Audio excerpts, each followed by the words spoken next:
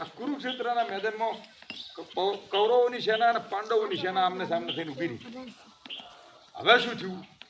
હવે શું આનો જન્મ જો થાય એ આપણે વાત કરીએ. હવે શું થયું? પેલો જે અર્જુન હતો, અર્જુનના સારથી કોણ હતા? ભગવાન શ્રી કૃષ્ણ. હવે જેનો સારથી ભગવાન હોય એને કોઈની ડર હોય?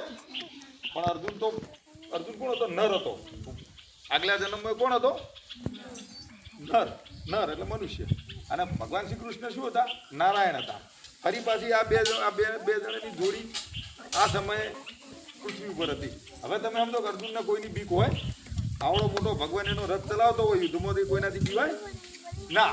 પણ છતાંય બે સેનાઓ આમને સામને થઈ. અર્જુનનો રથ પેલી સેનાઓના રથની સામે આવીને ઉભો રહ્યો એટલે અર્જુનની પરિસ્થિતિ વિચિત્ર થઈ ગઈ. કેવી વિચિત્ર?